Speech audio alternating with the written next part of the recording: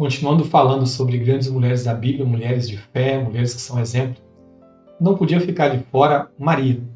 A Maria que foi mãe do Senhor Jesus, do nosso Salvador, que é um grande exemplo que nós devemos seguir. Maria tem que ser reconhecida, tem que ser elogiada, tem que ser admirada por tudo aquilo que o Senhor fez através da vida dela. E nós temos aqui a história de Maria, que vai estar lá em Lucas, no capítulo 1, versículo 26, que vai dizer assim: No 6º mês, foi o anjo Gabriel enviado da parte de Deus para uma cidade da Galiléia chamada Nazaré, a uma virgem desposada com certo homem da casa de Davi, cujo nome era José. A virgem chamava-se Maria. Aqui nós temos mostrando que Maria era uma mulher simples, de uma família humilde, que morava em uma cidade muito simples. A cidade de Nazaré, naquela época, era uma pequena vila, cidade pequena, e Maria, o texto está dizendo que ela era desposada com José. O que é ser desposada? Desposada seria, nos dias de hoje, quase como uma pessoa que casou apenas no civil, mas ainda não tiveram a sua primeira relação sexual. Então, naquela época se fazia um contrato, e diante das pessoas esse contrato era aceito pelos pais do noivo ou pelos noivos, e esse contrato era apresentado diante de testemunhas. Então ali você se desposa, você paga ali o dote, você paga ali o preço da pessoa que você está dando o dinheiro, comprava de certa forma a sua esposa, do pai dela, e naquele momento é assinado o contrato de casamento. E essa pessoa passa a estar desposada. Né? Já é um compromisso sério. De tal maneira que uma pessoa nesse período, se viesse a cometer um adultério, era considerado uma traição, um adultério. Então Maria estava ali desposada com José. E nesse período que ela está desposada, nós temos ali o texto. Versículo 28 vai dizer, Lucas 1, 28. E entrando o anjo aonde ela estava, disse: Alegra-te, muito favorecida, o Senhor é contigo. Ela, porém, ao ouvir essa palavra, perturbou-se muito e pôs-se a pensar no que significaria essa saudação. Mas o anjo lhe disse: Maria, não temas, porque achaste graça diante de Deus. Alguém para achar graça diante de Deus, queridos, tem que ser uma pessoa íntegra, uma pessoa reta, uma pessoa temente a Deus. Então pensa nessas qualidades de Maria. Maria era uma pessoa íntegra, uma pessoa reta, uma pessoa temente a Deus e fiel a Deus. O versículo 31 vai dizer: Eis que conceberás, dará à luz um filho, a quem chamarás pelo nome de Jesus. Este será grande e será chamado Filho do Altíssimo. Deus, o Senhor, lhe dará o trono de Davi, seu pai. Ele reinará para sempre sobre a casa de Jacó. O seu reinado não terá fim. Então disse Maria ao anjo: Como será isso? Pois não tenho relação com homem algum. Respondeu-lhe o anjo: Descerá sobre ti o Espírito Santo, e o poder do Altíssimo te envolverá com a sua sombra. Por isso também o ente santo que há de nascer será chamado Filho de Deus. E ali Maria vai dizer para aquele anjo: Olha, que se cumpra em mim segundo a palavra do Senhor. Cumpra essa palavra, cumpra essa promessa. Maria aceitou essa missão, uma missão extremamente difícil, muito complicada. Você pode falar assim: não, mas é uma missão maravilhosa, ser a mãe do Filho de Deus. Hoje, talvez você poderia não achar estranho, aqui no Brasil, no mundo moderno que nós vivemos, mas naquela época era muito complicado, porque ela está agora casada, desposada com José. Como é que ela vai chegar para José e falar assim: José, eu estou grávida? Vai perguntar: mas de quem? Você me traiu?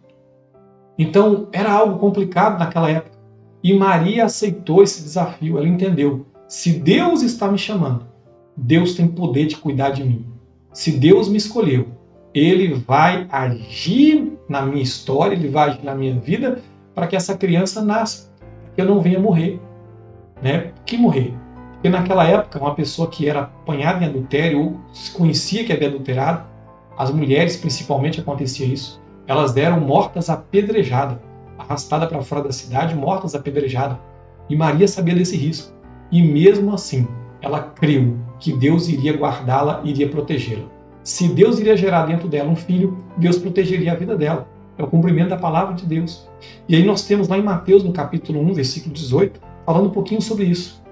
Ora, o nascimento de Jesus Cristo foi assim: estando Maria, sua mãe, desposada com José, sem que tivessem antes coabitado, achou-se grávida pelo Espírito Santo. Mas José, seu esposo, sendo justo e não a querendo infamar, resolveu deixá-la secretamente. Por que José resolveu deixá-la secretamente? Lembra-se, José, o texto está dizendo que era um homem justo. Ele pensou assim, olha, Maria está me contando essa história aí de um anjo, eu acho que ela me traiu, mas eu não quero que ela morra. Então eu vou fugir, eu vou embora, porque assim as pessoas vão acreditar e pensar que eu engravidei ela e que eu não quis assumir essa criança. E assim eles não vão matá-la. Então José planejou isso, mas a vontade de Deus não era essa. E assim nós conhecemos a história que um anjo aparece para José em sonho e fala, José, não temas receber Maria, porque o que nela é gerado, essa gravidez gerada nela, não foi homem, foi Deus que gerou essa criança dentro dela. Ela continua aí, ela não te traiu, ela não traiu a sua confiança.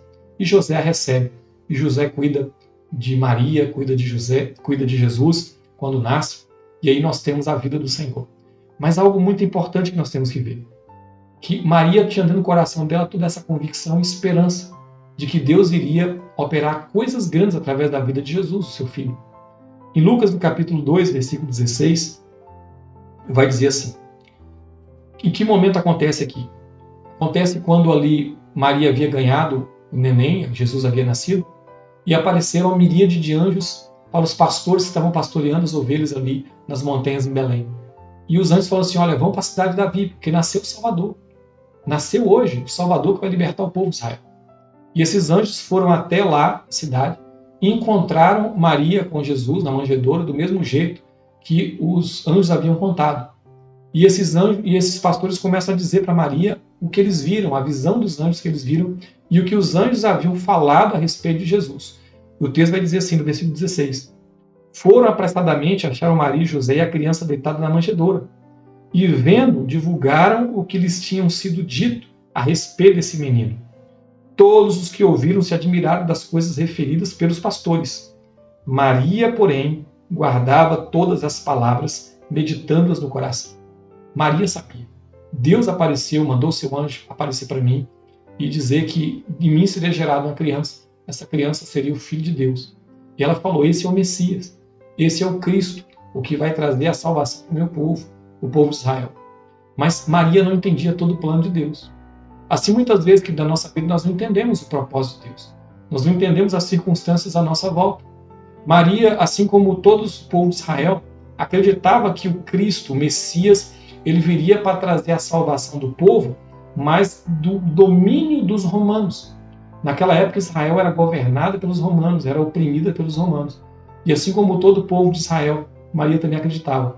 Jesus veio, vai nascer, e vai se levantar um grande rei, um grande líder militar, e ele vai libertar o povo de Israel das mãos dos romanos.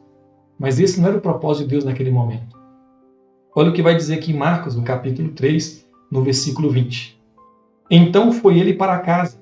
Não obstante, a multidão afluiu de novo, de tal modo que nem podiam comer. E quando os parentes de Jesus ouviram isso, saíram para o prender, porque diziam estar fora de si. Porque a sua família não entendia o chamado de Deus na vida de Jesus, não entendia o plano que ele veio cumprir, acharam que ele seria um grande líder militar. Eles não entenderam, falaram assim, olha, Jesus está na casa dele lá, tem uma multidão lá que eles não conseguem nem comer de tanta gente que ele está recebendo na casa dele. E eles desceram, não, vamos lá, vamos prender ele, porque ele está doido. E desceram para lá.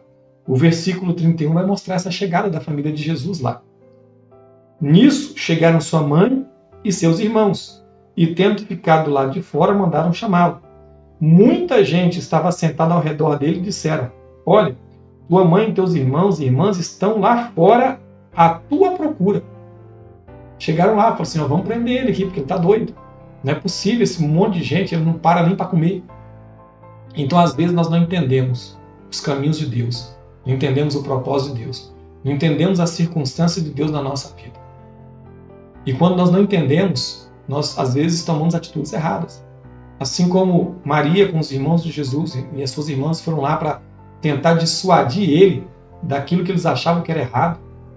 E chegando lá, viram que realmente era verdade, tinha uma multidão lá em volta da casa dele, que ele não conseguia nem comer.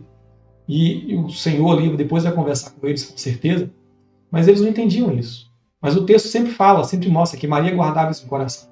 Ela tinha esperança, olha, ele vai se levantar, ele vai ser um grande líder. Às vezes, queridos, aquilo que nós esperamos de Deus não é o que Deus vai fazer no nosso meio. Porque nós vemos uma coisa, Deus enxerga outra e Deus faz outra. E Maria entendeu isso. Quando? Após a ressurreição do Senhor Jesus. Que ela pôde contemplar o plano de Deus.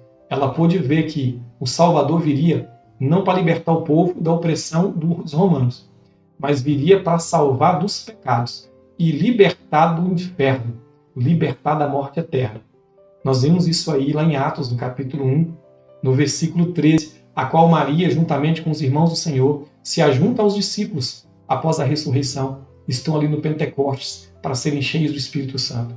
Vai dizer no versículo 13, quando entraram, subiram para o cenáculo, onde se reuniram Pedro, João, Tiago, André, Filipe, Tomé, Bartolomeu, Mateus, Tiago, filho de Alfeu, Simão Zelote e Judas, filho de Tiago. Todos estes perseveravam unânimes em oração, com as mulheres, com Maria, mãe de Jesus, e com os irmãos dele. Aqueles entenderam o propósito. E ali aceitaram e cumpriram o chamado de Deus na vida deles. Queridos, eu quero dizer para você que muitas vezes nós não entendemos os caminhos do Senhor. Muitas vezes nós não entendemos as lutas, as dificuldades, as perseguições. Mas depois que nós passamos por isso, nós nos alegramos. Porque nós vemos que Deus esteve conosco o tempo todo, esteve sempre do nosso lado. Que nós possamos seguir o exemplo de Maria, uma mulher de fé, uma mulher de coragem, uma mulher que, embora não conseguisse entender o plano de Deus, porque ela achava, assim como todo Israel, que viria o Salvador para livrar da opressão dos romanos, mas ela guardava no coração a sua esperança, até que ela pôde entender todo o plano de Deus, lá no final. Assim nós possamos permanecer fiéis, aguardando o cumprimento da palavra do Senhor e a promessa dele. E lá na frente a gente vai enxergar, nós vamos olhar para trás e ver o livramento que o Senhor trouxe às nossas vidas.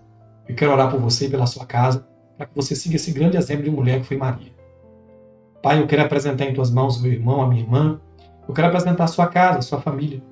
Pai amado, que eles tenham a coragem a qual teve Maria, de enfrentar todos os desafios da vida, de aceitar as dificuldades que viriam pela frente, doa o que doer, mas saber que o Senhor estava sempre do lado dela. Porque se o Senhor prometeu, o Senhor vai cumprir. Se o Senhor disse algo que ia cumprir na nossa vida, o Senhor vai fazer. Por mais que venham lutas, venham dificuldades, venham sofrimento e problemas, o Senhor é fiel para cumprir a tua palavra. Que os teus filhos descansem no teu cuidado, no teu zelo. Que os teus filhos confiem na tua provisão, na tua palavra e nas tuas promessas. Que os teus filhos iam descansar em ti. Por mais que nós não venhamos entender o que acontece em nossa volta, por mais que nós não possamos compreender as situações que estão na nossa vida, que nós possamos continuar esperando na promessa do Senhor, continuar confiando naquilo que o Senhor tem falado. Porque lá na frente, quando nós olharmos para trás e virmos a promessa se cumprir, nós vamos lembrar que o Senhor sempre esteve do nosso lado. O Senhor nunca nos deixou, nunca nos desamparou. Eu oro, Pai, por essa casa, por essa família, que siga o exemplo da fé, da coragem, da perseverança que Maria demonstrou na vida dela. Em nome de Jesus é que eu oro e agradeço. Amém, queridos.